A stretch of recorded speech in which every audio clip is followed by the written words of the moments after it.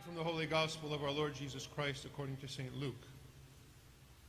And Jesus said, there was a man who had 2 sons, and the younger of them said to his father, Father, give me the share of property that falls to me.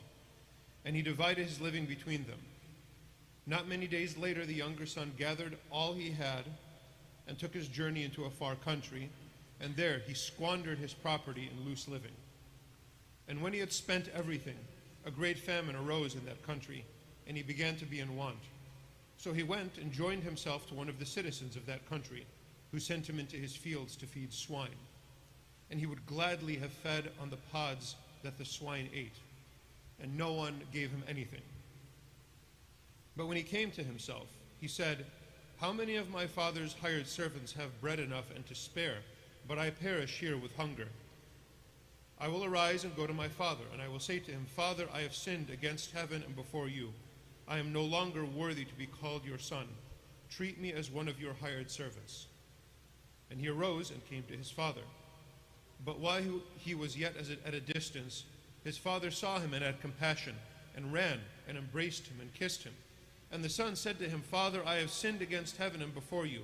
I am no longer worthy to be called your son.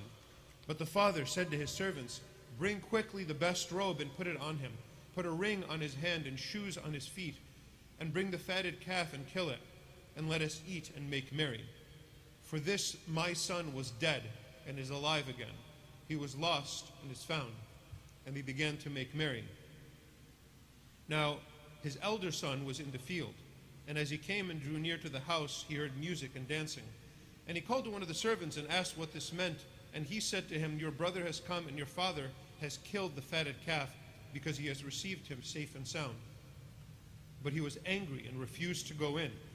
His father came out and entreated him, but he answered his father, lo, these many years I have served you, and I never disobeyed your command. Yet you never gave me a kid, that I might make merry with my friends. But when this son of yours came, who has devoured your living with harlots, you killed for him the fatted calf.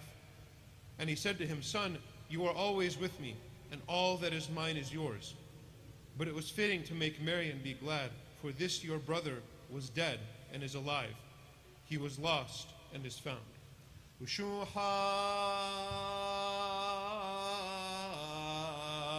la la minai.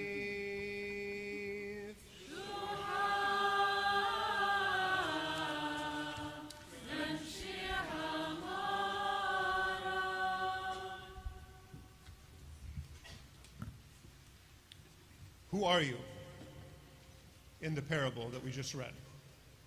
Because Jesus gives us 3 different options, at least of the main characters. The father who lets the son go, gives his property to him, the whatever was sort of waiting for him in the will, gives his property to him and lets him leave. And then when he returns, receives him gladly. Or are you the older son who stayed outside throwing a hissy fit because the fatted calf was killed for your younger brother who came back? Or are you the younger son who went away? I think, because the bulk of the story is about the younger son, I think Jesus really does want to focus our attention on the younger son.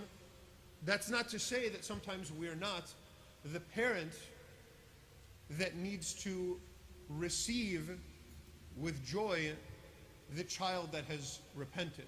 Or sometimes we're the parent that needs to let go. That can be a possibility. Or maybe even the friend or something like that. And certainly we are often the older brother who is jealous and angry that someone else had to have all the fun and they got to come back and be received. Sometimes we're those two. But I want to focus on the younger son because I think his sort of psyche, the world that he's living in, reveals a lot about the entire parable and about the message about Christian life that Christ is trying to teach us. So I want to focus on the younger son. Why did the father throw such a party? The fatted calf, it's like, you know, the plates that mom or grandma saves in the cabinet, or the I don't know, sometimes there's a room in a Chaldean's house that you're not allowed to go in. It's a dining room, but you can't eat in the dining room. It's like that. But the fatted calf means after the party's over, you throw all those dishes away. That's what it means to slaughter the fatted calf. It's one of the most valuable things you have, and you destroy it in order to throw this party. That's what a big party it was. Why did the father throw that big of a party for the younger son? Well,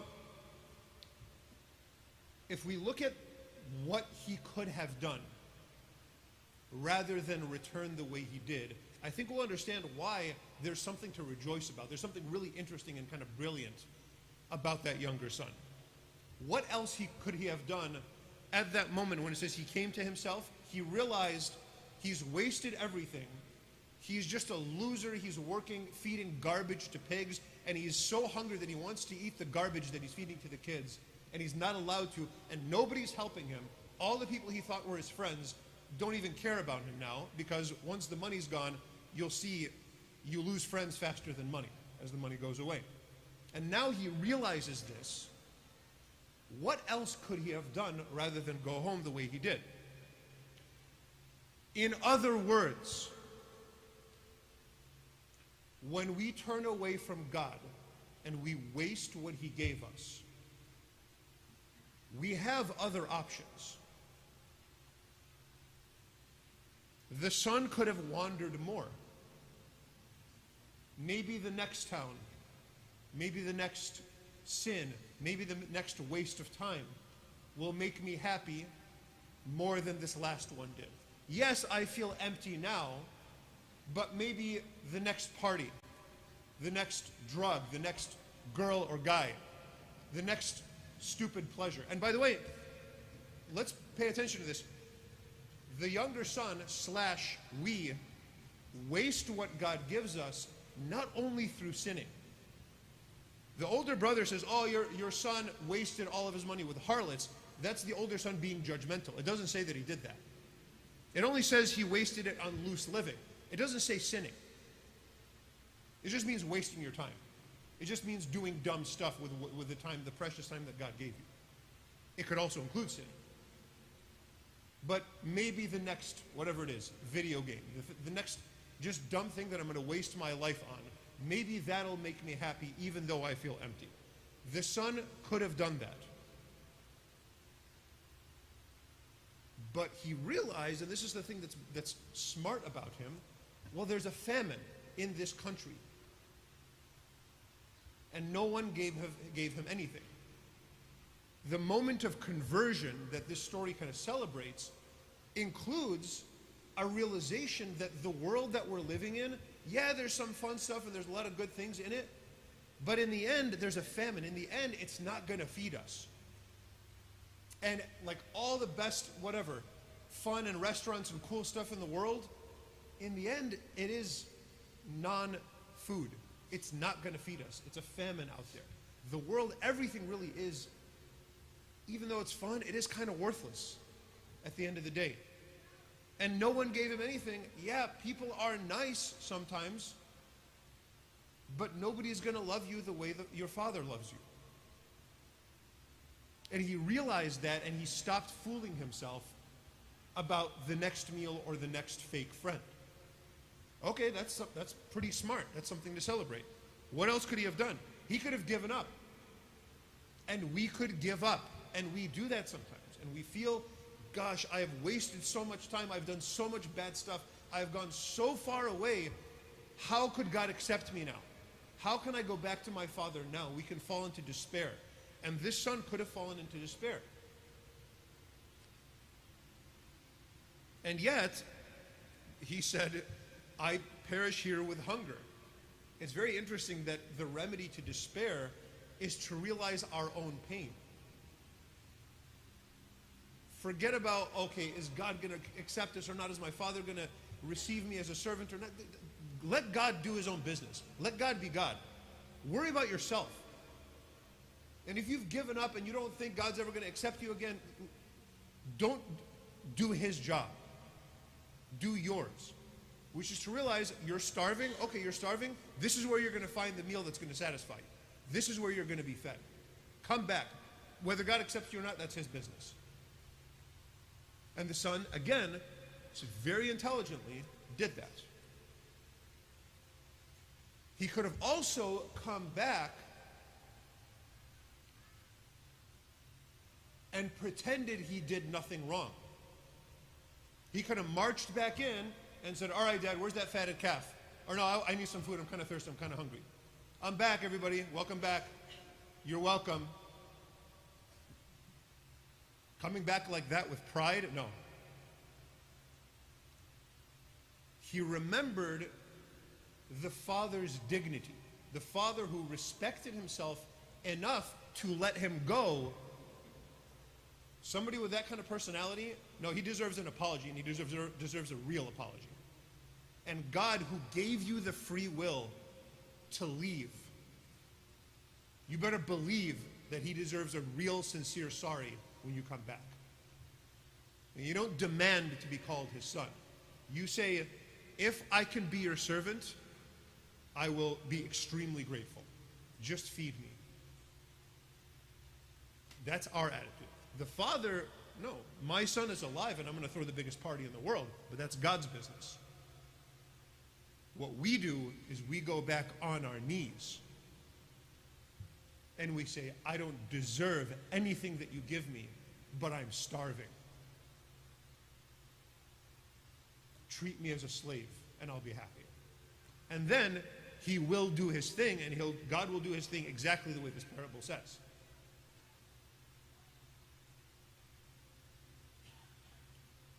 That's where we're at, and we have all of these options, and we can keep wasting our time, but he didn't waste his time anymore. He realized the world isn't going to make me happy. He came to that realization. And he was hungry enough to not fall into despair, or if he was falling into despair, he pushed against it, he resisted it by understanding his own hunger and his own need. And he went back in humility rather than in pride. This is the sort of model of repentance. This is what it means to turn back to God. And this is the kind of thing that can happen many times in our life. It's not just one time I went astray and now I'm back. This can happen every day. And every day in a little tiny way, we really should, at the end of the day, do an examination of conscience and say to God, okay, God, I return to you because I was distracted by fun and I wasted a lot of what you gave me. I was distracted by temptation and I fell into sin. And I come back to you with hope that you forgive me, but I come back as a humble servant without any demands, without anything that I'm going to require you to do. That is the attitude, the internal attitude of this younger son. We do that at least once a week because we go out into the world and we fall into sins, or at least we waste what our Father gave us. And even though there's all kinds of fun stuff to do, especially in San Diego, even when it's really hot, we still come back here. And you could all be in air-conditioned houses and doing cool stuff and going to great restaurants, but you're here in the humidity and the heat, and that's great. You're here in the Father's house. You've turned away from either sins or the sort of shallow stuff in the world. And you're here because you trust in God's mercy. Because it's greater than any of the sins that you could ever commit. And we all come and say, Lord, forgive the sins and faults of your servants, because this younger son said, treat me as one of your hired servants. And then immediately after we say that, if you pay attention to the prayers in Mass, we say, Our Father, who art in heaven. And we ask him to forgive us as we forgive those who sin against us. And then we receive the banquet that God has prepared for us. Brothers and sisters, we are here. Let us be the younger son in turning away from the world, in repenting with all our heart, but also in receiving God's forgiveness and God's banquet.